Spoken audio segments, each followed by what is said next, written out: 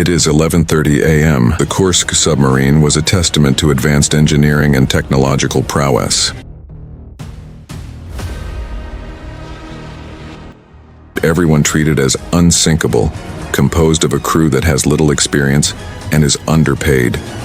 A ship packed with enough firepower to take down a carrier fleet, but if any explosion, and a second, much larger explosion, but the Russian Navy did not It is 11:30 a.m. But the 118 men know nothing about dusk and dawn as the murky sea envelops them. As the recently elected President Vladimir Putin stated, Russia was going to show that her mighty ships won't stay in port anymore. And indeed, the mightiest of them all, the Kursk was planned to participate in a naval drill and then sail across the Mediterranean Sea. Little did everyone know, it would never even make it to the Mediterranean. Kursk was built to be everything but sinkable, and after its construction in 1994, it truly became one of the most feared naval vessels ever made. It was built to defeat an entire United States aircraft carrier group on its own, and had the capabilities to remain underwater for over 120 days, and was designed to break through Arctic ice. The submarine had a potential to carry nuclear warheads, multiple torpedoes, and missiles. The hull, which was made up of high-nickel, high-chromium stainless steel, was 30 feet longer than the preceding Oscar I-class submarines, measuring 505 feet. She featured sophisticated electronics and was more agile than the Oscar I boats, while remaining even quieter. The design of the Kursk submarine was a testament to advanced engineering and technological prowess. The submarine was one of the first vessels completed after the sudden collapse of the Soviet Union. With a length of over 500 feet, 154 meters, and a submerged displacement of approximately 24,000 tons, the Kursk was an imposing vessel. Its double hull construction provided both structural strength and enhanced protection. The outer hull acted as a robust barrier against external pressure, while the inner hull housed various compartments and systems. Powered by a pressurized water reactor, the Kursk utilized nuclear propulsion, enabling it to operate for extended periods without refueling. Its armament included an array of torpedoes and cruise missiles, with multiple torpedo tubes strategically positioned in the bow and stern sections.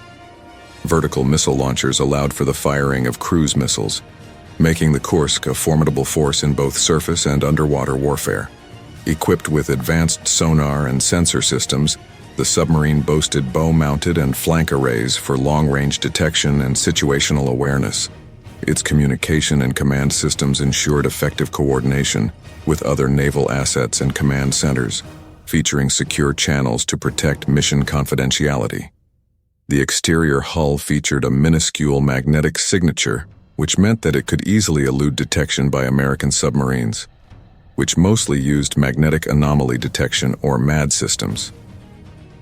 The design of the Kursk represented a fusion of cutting-edge technology, military capability, and operational efficiency. It truly was the pride of Russian engineering. The inauguration of Kursk was a way for Russia, a newly formed country after the unfortunate collapse of the Soviet Union, to display its place in the world. It was a way to show the Russian Federation's continued presence of naval power. The creation of the Kursk, one of the most advanced submarines, made a remarkable impact on the world. The submarine was built during a period of great geopolitical significance. With the Soviet Union collapsing, the world was experiencing a power vacuum. In these uncertain circumstances, Kursk became a symbol of power and commitment of the Russian Federation to maintain a strong foothold in the world by developing technologically advanced military, even in the midst of political and economical tribulations. The growing ambitions of the Russian Federation pushed NATO to monitor the evolving Russian military technology and formulate more comprehensive and strict security policies. Adding to the friction was the fact that Kursk was a part of the Northern Russian fleet, which had a significant role in ensuring Russia's growing interests in the Arctic. The Kursk submarine was without a doubt one of the most dangerous military weapons in human history, forcing the world to discuss issues like deterrence, arms control, and maritime. But then what led to the seemingly unsinkable and invincible submarine to end up becoming the Russian Federation's biggest nightmare? Before we can go into the Kursk disaster, we must rewind the clock a little bit and talk about the Sidon explosion. The Sidon was a British naval submarine and was a part of the third group of S-class submarines built by Camel Laird and Company. The ship, along with most other British ships during the 1950s, used HTP, or hydrogen peroxide, as the main components in their torpedoes. However, hydrogen peroxide is extremely reactive, and the most minute mistake can lead to disaster, which was exactly what happened in the case of the Sidon. When 13 men were loading a faulty torpedo composed of HTP, a flaw causing the HTP to leak and come into contact with the air caused the torpedo to explode, killing all 13 men on the spot, and even leading to the sinking of the Sidon. From that point forward, the British gradually stopped using HTP in their torpedoes. 4 decades later, Russia faced a shortage of funds to fulfill its ambitions.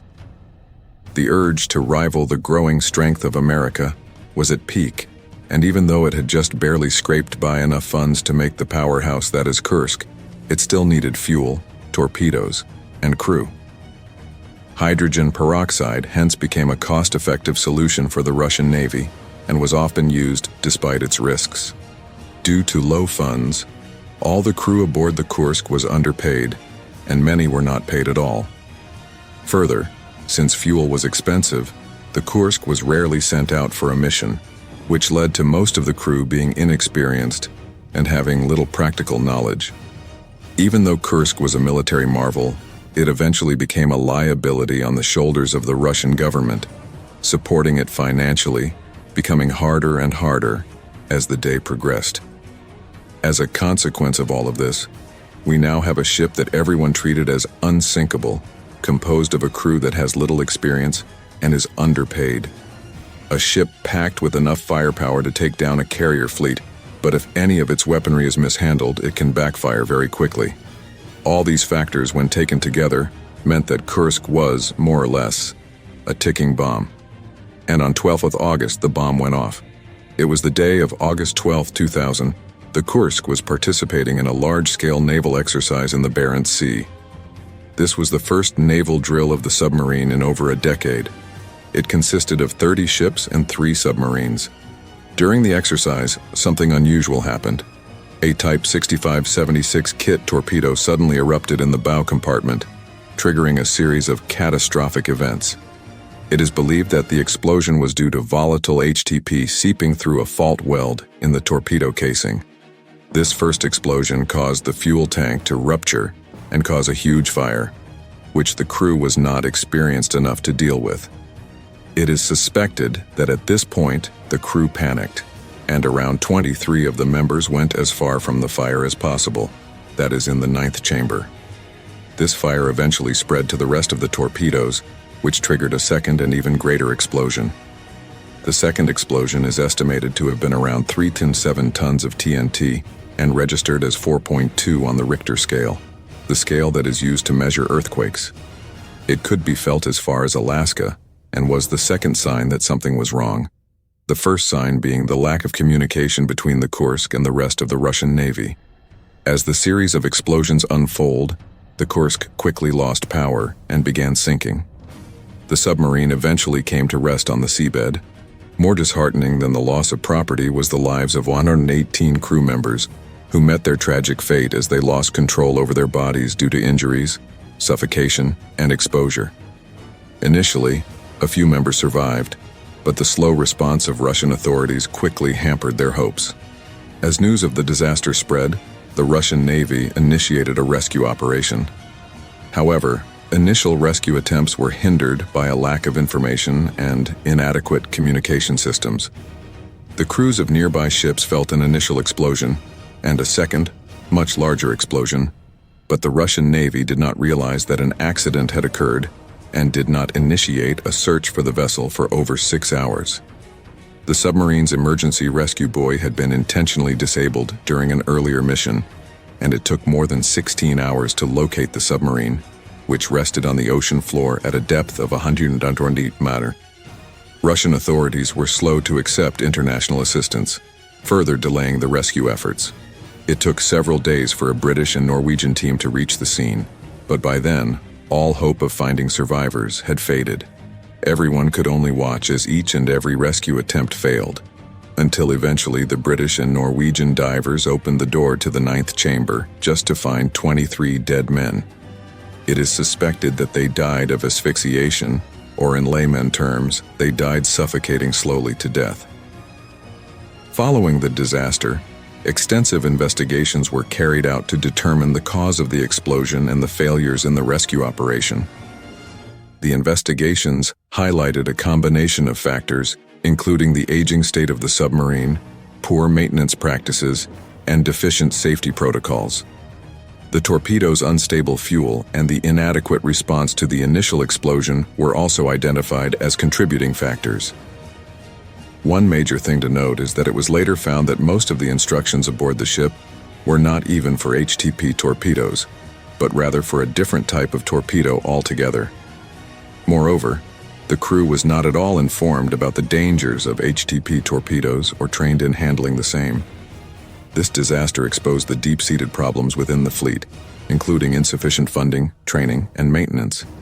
And it led to such a public outcry that the Russian government was forced to confront the systemic issues plaguing its submarine fleet, resulting in significant changes to safety procedures, training programs, and international cooperation. Even though poor maintenance practices and deficient safety protocols seem to be a valid reason for the accident, some argue that in reality the Kursk submarine may have collided with another submarine, causing the series of explosions that led the submarine to ultimately sink. Some reports suggest acoustic anomalies and other unusual underwater sounds in the vicinity of the Kursk at the time of the incident, which according to some are evidence of collision. However, this theory lacks evidence and is often rejected, even by Russian officials. Another theory suggests that the sinking of Kursk is actually man-made, as the submarine was probably sabotaged by someone from within. However, officially, the real reason behind the tragedy remains accidental torpedo explosion. One of the most tragic impacts that the Kursk incident left a legacy for is the loss of lives of 118 innocent crew members who had no idea before sailing for the naval drill that it would be their last. They were underpaid, misled, and falsely educated about the dangers and consequences of the HTP torpedoes. The worst part about all of this is, if the Russian Federation acted quickly, a lot of lives could have been saved. This was, of course, a heavy loss for the Russian Navy and its morale. The families of the crewmates also suffered heavily, and the incident overall undermined the power of Russia on a geopolitical scale. The sheer lack of responsibility displayed by the Russian government led many to lose trust over then-elected Vladimir Putin. The incident welcomed criticism both domestically and internationally. The tragedy also exposed significant shortcomings in the Russian Navy's training, equipment, and safety protocols. The incident was overall one of the worst naval tragedies in the history of humanity, yet it improved Russian-NATO relations, encouraging the importance of transparency and open communication between countries. Western nations further offered assistance and technology, strengthening the relations further. The incident also led Russia to take strict actions, ensuring safety and security of naval instruments to prevent any malfunction or accidents. It led to reforms in the Russian Navy, including increased investment on training and equipment. The ambitions of Russian Federation ended with a disaster, as the Kursk incident exposed their weaknesses, leading to a shift in their image in world politics. As a respect to those who lost their lives in the accident, President Putin signed a decree awarding Order of Courage to the entire crew, and the captain of the submarine was awarded with the title Hero of the Russian Federation. The Kursk disaster remains a tragic chapter in submarine history, highlighting the human cost of maritime accidents and the importance of prioritizing safety. The incident prompted a re-evaluation of safety protocols and led to significant reforms within the Russian Navy. While the tragedy itself was heartbreaking, it served as a catalyst for change and increased awareness about the risks involved in submarine operations. The lessons learned from the Kursk disaster continue to shape submarine safety practices, ultimately aiming to prevent similar incidents from occurring in the future. The Kursk was a symbol of Russian might with an almost mythological reputation, but this incident just goes to show that no matter how powerful Kursk was, No amount of strength could save it from careless management and bad decisions. The Kursk disaster served as a wake-up call for the global submarine community, highlighting the inherent dangers and risks associated with operating submarines. It emphasized the importance of robust safety protocols, regular maintenance, and effective communication systems. Considering that as of today, the Russian Navy is just getting stronger and stronger, with recent submarines like the Belgorod and Khabarovsk, maybe the Kursk disaster, while a tragedy paved the way for future progress. With that, I leave you.